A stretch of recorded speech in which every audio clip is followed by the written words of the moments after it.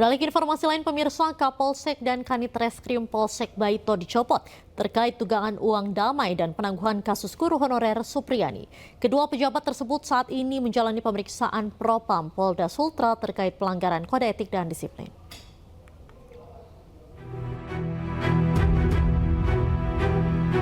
Kapolsek Baito, Ibda Muhammad Idris dicopot imbas uang damai kasus guru honorer Supriyani yang masih bergulir di Pengadilan Negeri Andolo, Konawe Selatan. Selain Kapolsek, Kanit Reskrim Polsek Baito, Ibda Amiruddin juga ikut dicopot. Kedua pejabat Polsek Baito saat ini masih dalam pemeriksaan oleh Propam Polda Sultra terkait kasus pelanggaran kode etik dalam penanganan kasus guru honorer Supriyani. Kapolres Konawe Selatan, AKBP Febri Sam, saat ditemui masih irit bicara, namun membenarkan adanya pencopotan kedua pejabat Polsek Baito. Kan ini sebagai pimpinan atau membenarkan ya bahwa memang ada pergantian begitu. Saya salah ngobrol lagi, sudahlah.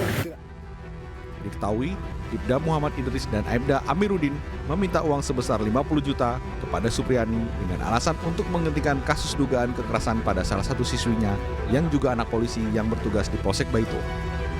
Sebelumnya, dalam persidangan pada 11 November 2024, penuntut umum Kejari Konawe Selatan membebaskan Supriyani dari semua tuntutan. Dari Konawe Selatan, Kendari, Muhtarudin, iNews melaporkan. Gara-gara terjerat utang, seorang kepala desa di Kecamatan Pelandaan, Kabupaten Jombang, Jawa Timur nekat menggadai mobil ambulans milik desa. Tidak hanya ambulans, sepeda motor milik perangkat desa juga turut digadaikan.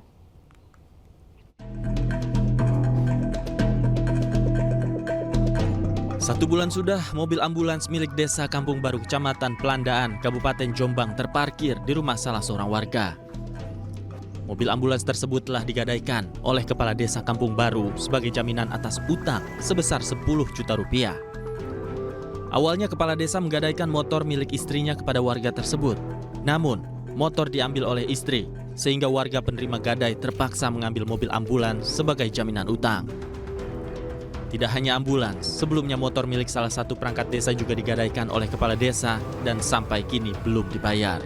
Waktu pertama aku vario digadaikan, varionya Bulura, nah, terus varionya itu diambil Bulura, otomatis kan yang punya uang itu minta barang lagi, terus rumah barang-barangnya orang kan nggak ada sudah, paling ya terpaksa siaga itu dibawa, ngoten ceritanya. Nilainya sampai berapa itu Pak? Kemungkinan 10 atau 20 sampai 20 lah. Saat hendak dikonfirmasi, Kepala Desa sudah beberapa bulan tidak masuk kantor.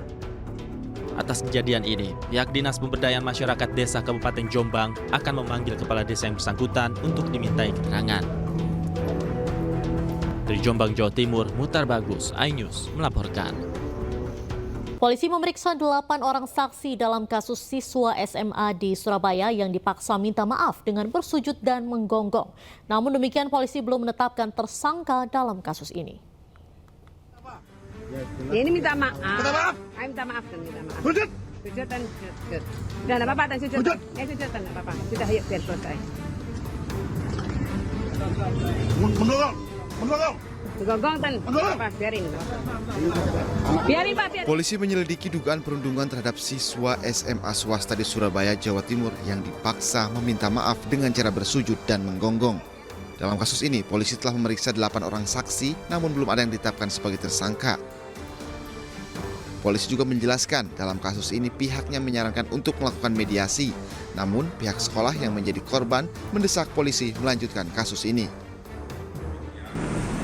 Namun demikian, ya kita terus melakukan pendalaman terkait dengan peristiwa ini. Ya konstruksi hukumnya nanti seperti apa, gitu kan? Konstruksi peristiwa seperti apa, sehingga nanti kita bisa melakukan langkah-langkah berikutnya. Ya. Berarti proses hukumnya tetap berlanjut kan?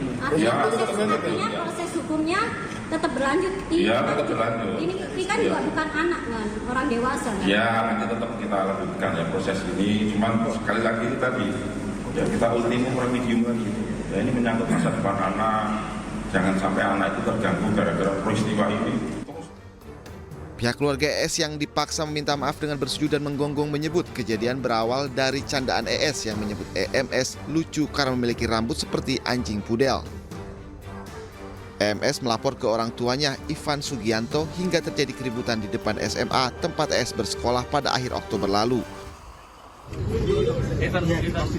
Kenapa kau bilang kita cari siapa kita pegang terrealisasi itu anakmu? Atas kejadian ini pun pihak sekolah melapor ke Polrestabes Semarang dan meminta proses hukum dilanjutkan. Mendorong. Gonggong dan apa biarin. Biarin Pak, biarin. Tim Liputan iNews melaporkan.